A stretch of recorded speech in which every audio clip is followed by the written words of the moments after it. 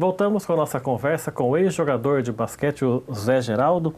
Bom, Zé, aí a gente estava falando no intervalo de 88, né? O Jacareí campeão de basquete da A2 e também campeão da terceira divisão do Campeonato Paulista de futebol, né? De futebol, né? Gostaria de ver Jacareí de novo, né?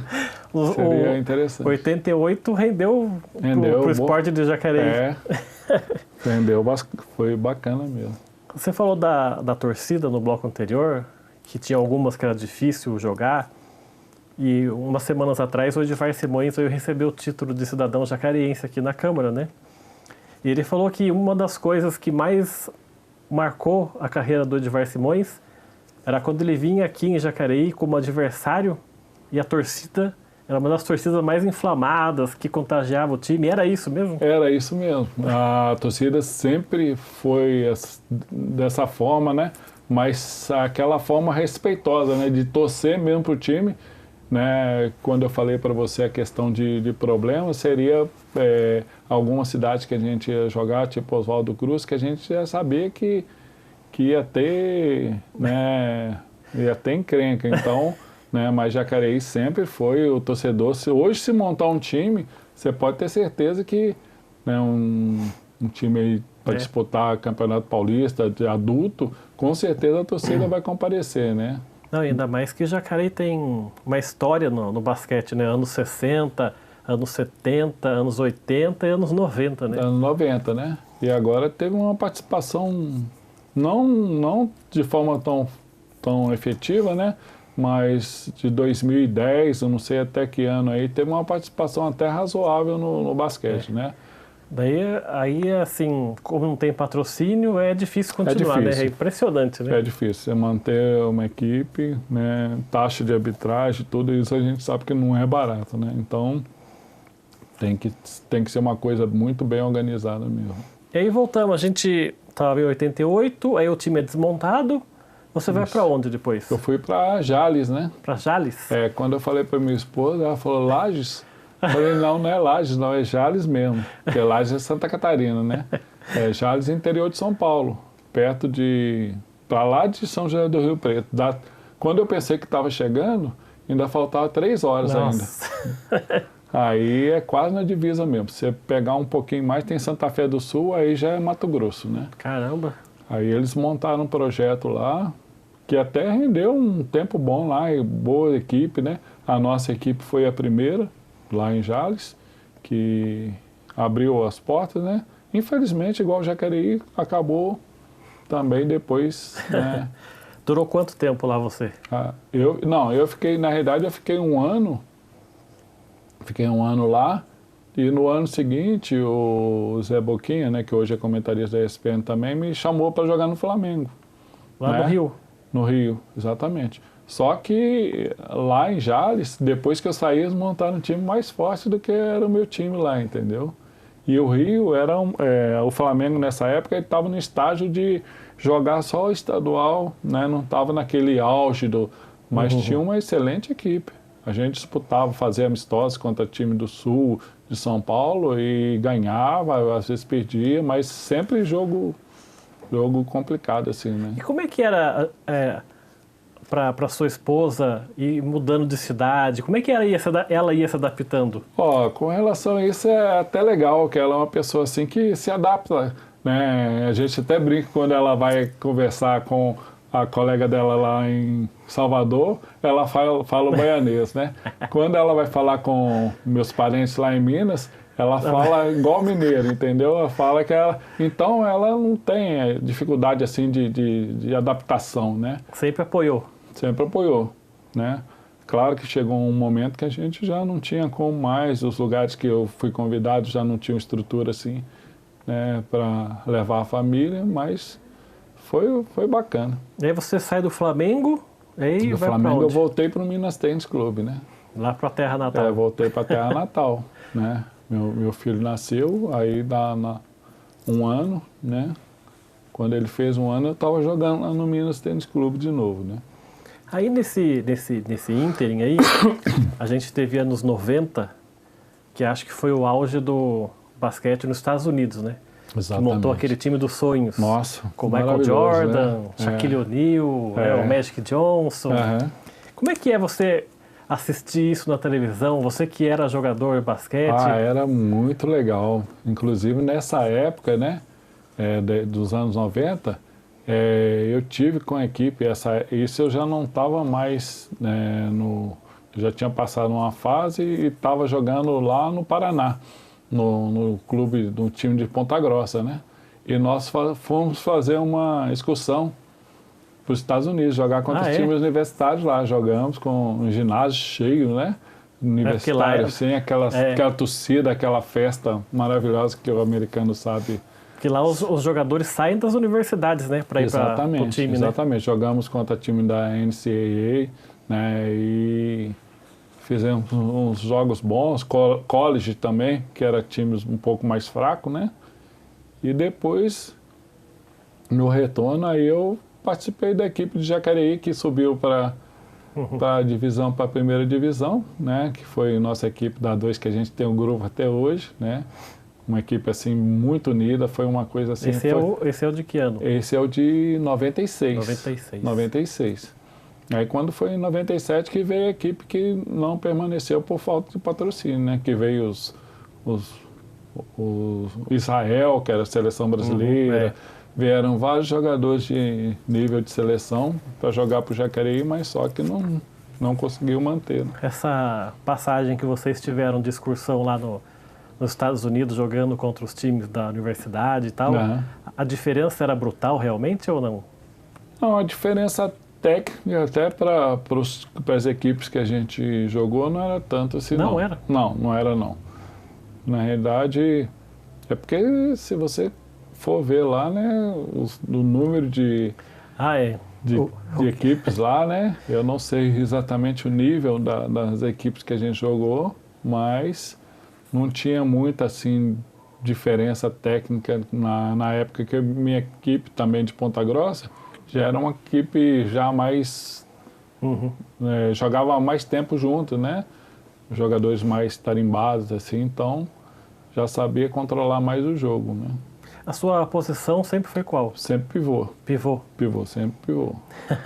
Acho que hoje, se eu jogasse até hoje, eu ia querer chutar de 3 também. Hoje todo mundo chuta de 3 pivôs, né? E aí, pra gente prosseguir na sua carreira, você tem esse time de Jacareí 96, que ganha o título, né, da Série A2. O título, 97 que acabou. Acabou, daí você vai pra onde? Aí eu fiquei só jogos regionais, pro Jacareí mesmo, né? Até 2001 que eu fui jogar em São José, né, disputei o Paulista da A2, foi onde que eu encerrei. Encerrou em São José a carreira? Em São José. Foi o meu último ano. Encerrou porque por vontade sua ou porque, sei lá, da contusão, alguma coisa? Não, por causa da idade mesmo, né? As equipes já começam, o atleta vai chegando a uma certa idade, né? Essa equipe já vai afastando naturalmente, né? Aí você que ali trabalhou, né? Vem de uma época de esportes, para você mudar de vida, né? Para você se inserir no mercado de trabalho, aí vai aquela, né? Inclusive quando 97 eu trabalhava, né? E com vendas e jogava. E a partir daí que eu consegui o meu trabalho, que hoje estou até hoje, né? Aí, antes, na sua carreira profissional, você nunca tinha feito isso. Você sustentava a família jogando basquete mesmo. Jogando basquete, exatamente. Só a partir do final que você optou por exatamente. Procurar outra atividade, isso, né? Você vê que o esporte, infelizmente, o esporte é muito ingrato, né? Esporte é muito ingrato. Eu vi muita gente parar pelo caminho, né? Que talvez por falta de incentivo ou falta de uma estrutura geral, né? De ter muitas equipes, igual massificar, né, o esporte, entendeu? Então, acho que isso aí prejudica muita gente que tem um sonho, né? E sobre contusões? Você nunca teve uma contusão grave? Eu tive uma contusão no joelho, mas foi assim, uma questão de 1 mês e meio. Aí, contusão grave, assim, eu nunca tive, não.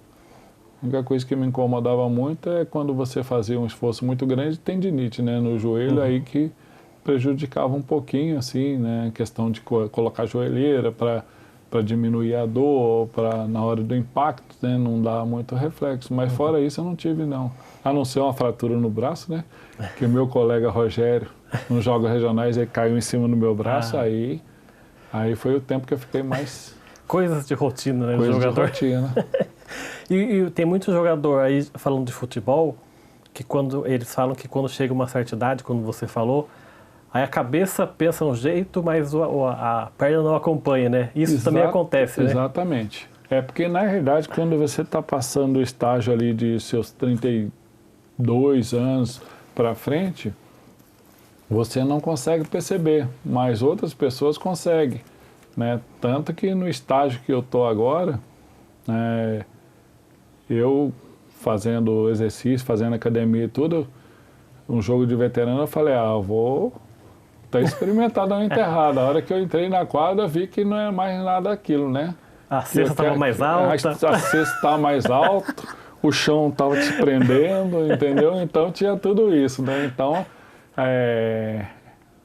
na realidade, os técnicos, os dirigentes já vê que Então, o que acontece? Eles começam ali a diminuir as propostas, né? Então... Se você não sai, eles saem com você. Né? Exatamente. O ex-jogador também, o Falcão, de futebol, ele tem a frase que o esportista morre 2 vezes, né? Quando para de jogar e quando morre mesmo, né? Exatamente. Você concorda com isso?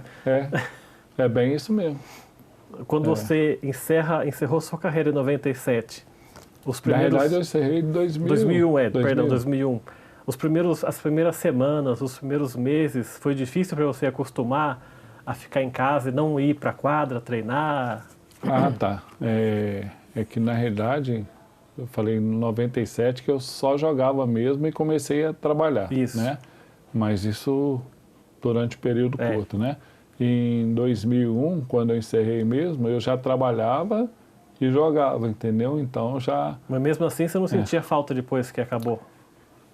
Na realidade, para ser sincero, hoje eu vejo de uma forma diferente que muitos colegas vê, entendeu? Porque na realidade eu cheguei a competir mesmo, competir decisões assim, né? Não... Alto nível, né? Não necessariamente em alto nível, mas campeonatos decisivos assim.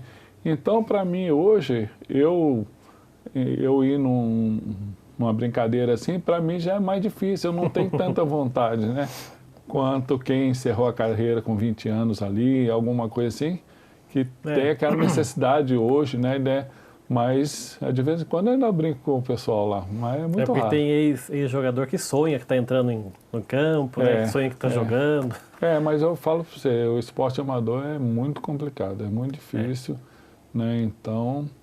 E você nunca teve vontade ou, sei lá, aspirou a ser um treinador de basquete ou, sei lá... Na realidade, foi tudo encaminhando para tudo para outros caminhos, né? Que eu fiz educação física nesse ano aí, que 1988, né? Que a gente tinha equipe, acordava 5 horas da manhã para estudar em Taubaté, né? Vinha, chegava, musculação, essas coisas, né? Aí terminou, aí acabou a equipe, né? Aí eu tive que parar de fazer a faculdade. Fui morar em cidades que não a grade, não...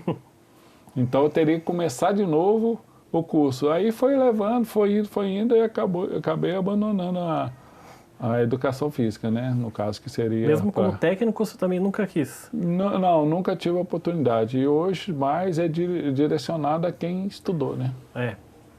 Então, seria ali você estudar, né? Pegar uma equipe de base. Então, hoje é mais direcionado, né? Ou na época já estavam direcionando mais quem tinha estudo na formação, entendeu? Para a gente encerrar esse bloco, repassando a sua carreira aqui de 20 anos, né, 20 e poucos anos, qual foi o melhor técnico que você teve?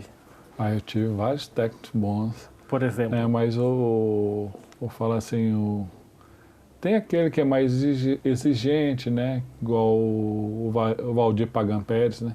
Que era mais exigente, tinha o Mical, que era mais folclórico, né? Mas não deixava de ser um bom técnico. Eu tive técnico americano no Minas, Mike Frink, né? Que também era um excelente técnico, né? Então, Se você assim, fosse escolher um, o mais folclórico. o É Mikal. o Mikal, exatamente. Folclórico em que sentido que você disse? Folclórico, porque ele dava o treino dele sério e tudo, mas fora da quadra, extra quadra, ele era muito brincalhão, os jogos, né? Terminava os jogos, né? Ele e Edivar Simões tinham uma certa, né, rixa, uma brincadeira, um ganhava e o outro, né? Fingia que brigava, né?